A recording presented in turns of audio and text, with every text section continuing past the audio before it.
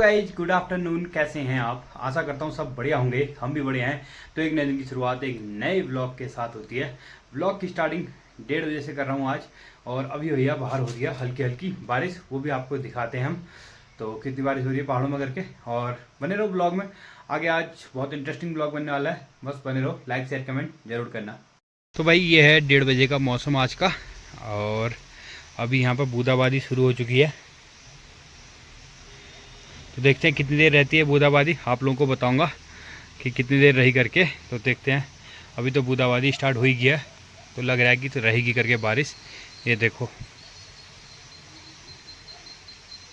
Fried rice, तो उसके लिए यहाँ पे संजू भाई कटिंग करने में लगे हैं। देखो भाई चाकू मत दिखा यार। तो ये है शिमला मिर्च, प्याज, ये हैं संजू भाई कटिंग वाले। तो चलो, ये बटर भी आ रखा है। तो भाई कुकिंग करनी है मैंने आज, कटिंग करेगा भाई। तो देखते हैं आज कैसा बनता है, और फिर इनसे पूछते हैं, भैया रिव्यू लेंगे फिर बताएंगे आपको। आप लोग बने रहो ब्लॉग के साथ। ये देखो बाहर के नज़ारे, यहाँ से थोड़ा जाली लगी है तो उतना क्लियर नहीं दिख पा रहा है। अब देखो, तो यहाँ बारिश कम दिख रही है, पर उस साइड ज़्यादा बारिश हो रही है।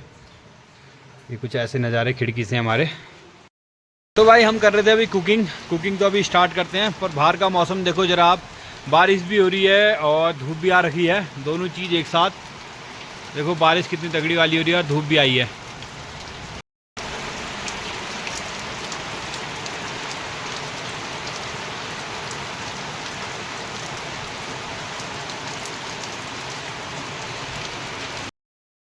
तो गाइस अब करने लग गया हूँ मैं कुकिंग। यहाँ पे है प्याज की कटिंग कर रखी है, शिमला मिर्च है, और इधर डाल दिया भैया हमने तेल और बटर। तो ये देखो, तो चलो अब जल्दी से कुकिंग करते हैं। इसमें डालते हैं पहले प्याज, और इसमें अभी हमारी न्यूट्रेला। ये देखो इधर इधर देखो न्यूट्रेला, तो ये है न्यूट्रेला। चलो सबसे पहले प्याज डाल लेते हैं।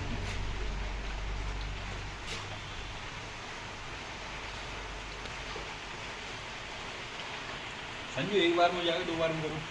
2 बार बनाना पड़ेगा, 2 बार में। कढ़ाई छोटी है। ठीक है।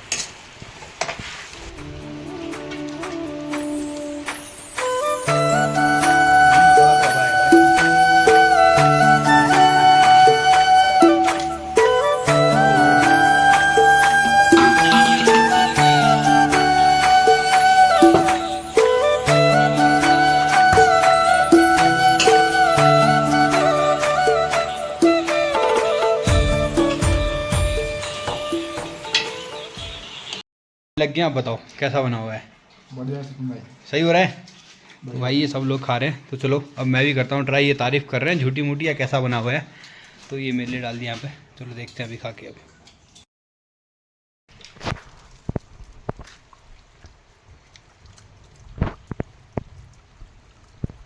हम एक लोकेशन पे पहुँच चुके हैं।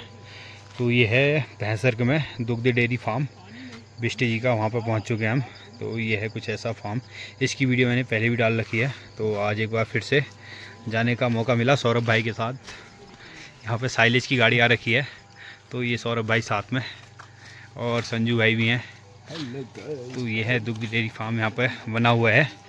तो इसके यहाँ पे भाई ये पन्नियाँ यहाँ पे क्यों टांगी गई हैं, ये तो मेरे को ही पता नहीं। देखो, अगर किसी को रीज़न पता हो तो कमेंट बॉक्स में ज़रूर बताएं। ये हर जगह टांगी गई हैं, देखो। तो ये है भाई भैंसर का दुग्ध डेयरी फार्म, और प्यारी सी लोकेशन है नीचे की, देखो हरियाली वाले खेत। तो पहुंच चुके हैं हम फाइनली दुग्ध डेयरी फार्म भैंसर के ऊपर, और यहाँ पर देख सकते हो आप पूरा फार्म है। यहाँ पर भी बताया जा रहा है कि 16 गाय है घर के अंदर। तो अभी जाऊँगा मैं अंदर, तो आपको अंदर 16 गाय दिखाते हैं। और वहाँ पर साइलेज उतर रहा है, इसलिए हम अभी यहाँ पर आगे से घूमते घूमते, तो चलो हमने कहा थोड़ी देर घूम भी आते हैं और दिखा भी देते हैं आपको। तो इसका राज मेरे को पता चल गया है। तो इसका राज मैं आपको फिर बताऊंगा कमेंट बॉक्स में, इसकी फ़ोटो डाल के बताऊंगा। कम्युनिटी पोस्ट में देख लेना इसका राज क्या है। अगर आप लोगों को पता है कि चीज़ क्यों डाली गई है यहाँ पर, तो ज़रूर बताएं। देखो सारी जगह चारों ओर बांधा गया है, तो इसका राज आप लोग बताएं कमेंट बॉक्स में, जिसको पता है। नहीं है तो फिर कम्युनिटी पोस्ट में ज़रूर देखें, और इंस्टाग्राम पर भी डालूंगा ये क्यों बांधा जाता है करके। तो चलो, कैसा लग रहा है आपको यहाँ पर आके? यहाँ पे आके सेकंड बार बहुत बढ़िया लग रहा है। और जैसा कि बिस्कुट जी का ये फार्म है, यहाँ जो साइलेज आई है वो हमारी बहुत साधन सहकारी समिति समितियाँ उत्तराखंड चंपावत द्वारा आती है, अभी हमारी समिति द्वारा यहाँ पे चालू गई है। अगर किसी और को भी इस चीज़ की आवश्यकता हो तो हमारी समिति का संपर्क कर सकता है।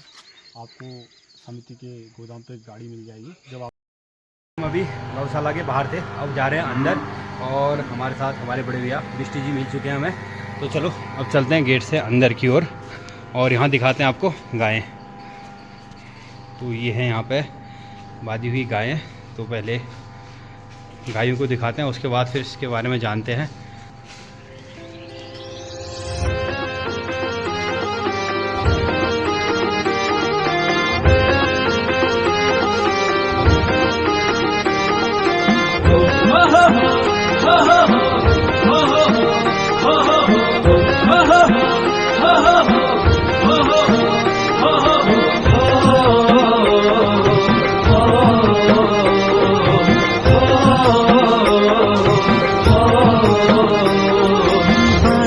चितुरे परुली बानी लगी चितुरे ले ले ले ले ले।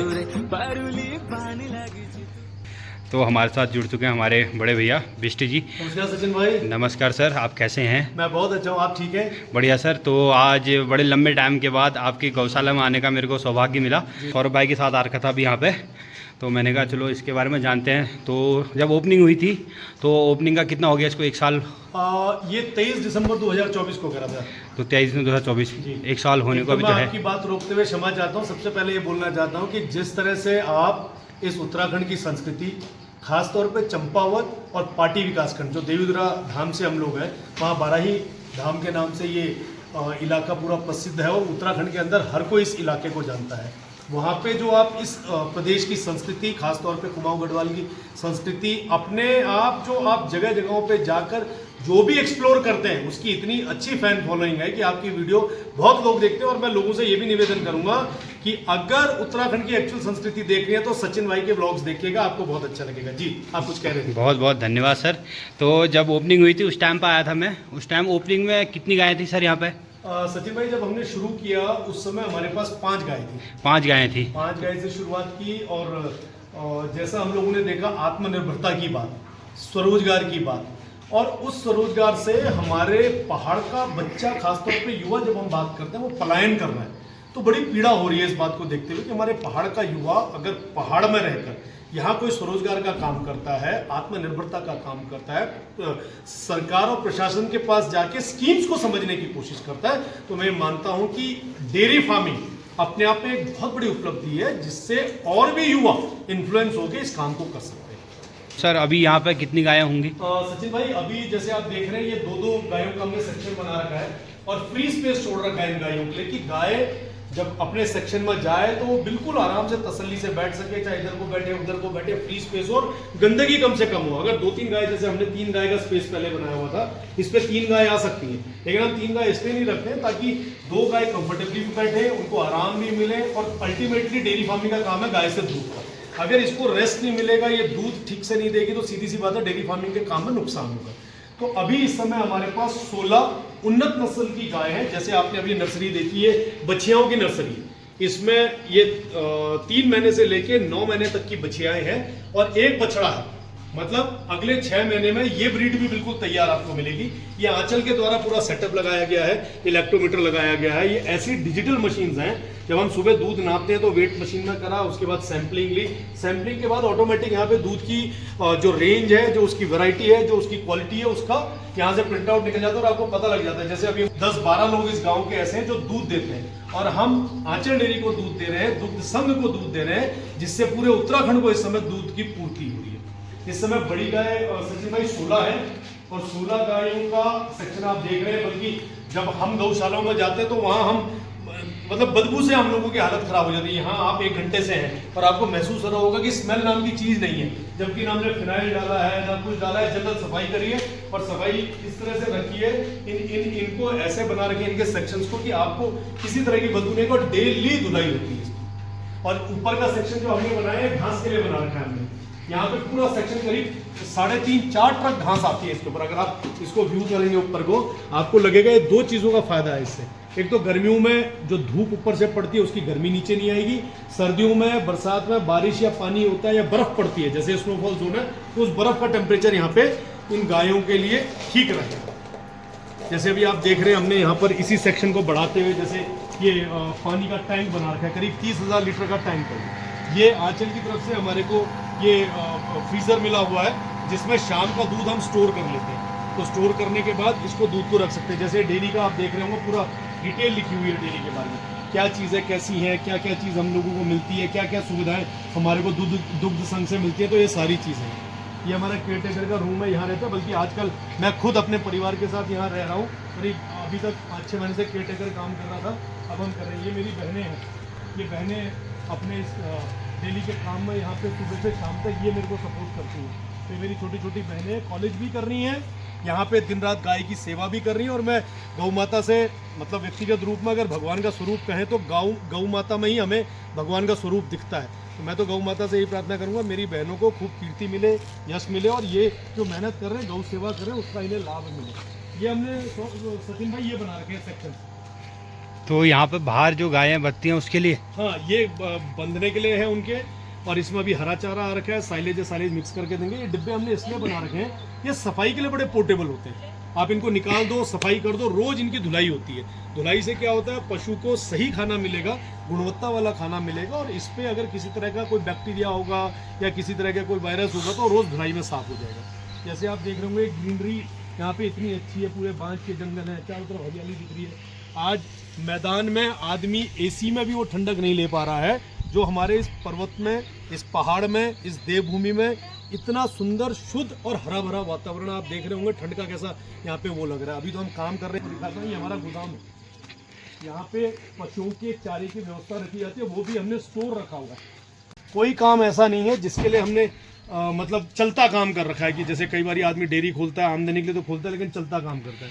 अब आप ये देख रहे होंगे पूरा सेक्शन अच्छे से हमने फिल कर रखा है। अच्छा, इसमें ये तो चारा है पशु आंचल का ही? जी जी। और ये भूसा है? ये भी आंचल की तरफ से मिलता है। अच्छा, सब्सिडी वाला है। सब्सिडी वाला है। मैं आपके माध्यम से जितने आपके व्यूवर्स हैं उन सबको ये कहना चाहता हूँ कि अगर स्वरोजगार और आत्मनिर्भरता के लिए आप इस देवभूमि में काम करना चाहेंगे तो डेयरी फार्म एक बहुत अच्छा प्लेटफॉर्म है जिसमें गवर्नमेंट से सब्सिडाइज लोन मिल रहा है, सब्सिडाइज आपको ये उनका ये क्या कहते हैं फॉडर मिल रहा है, भूसा मिल रहा है। ये कई सारी चीज़ें ऐसी हैं जो सरकार की तरफ से 30 से 50% सब्सिडी तक मिल रही है। अरे आप एक अपने आप में एक इन्फ्लुएंसर हैं, आप उत्तराखंड में लगभग सभी लोग आपको जानते हैं, आपको पहचानते हैं। और सचिन के व्लॉग्स देखने के लिए शाम को एक बार इंतजार जरूर करते हैं कि सचिन का व्लॉग आज क्या आने वाला। आज कहीं कैंप तो नहीं लग रहा है, आज कहीं बरसात का सीन तो नहीं है, आज कहीं शादी का सीन तो नहीं है, आज कहीं झोड़े का सीन तो नहीं है।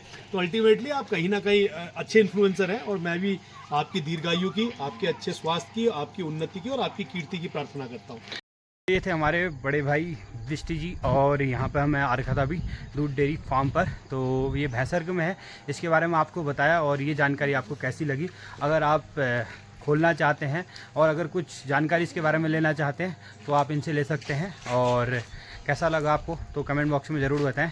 तो इस वीडियो को इतना ही रखते हैं, तो मिलते हैं आपको जल्दी एक नए व्लॉग के साथ। तो बने रहिए, स्वस्थ मस्त और व्यस्त रहिए, हमारे व्लॉग देखते रहिए। Thank you for watching, love you all.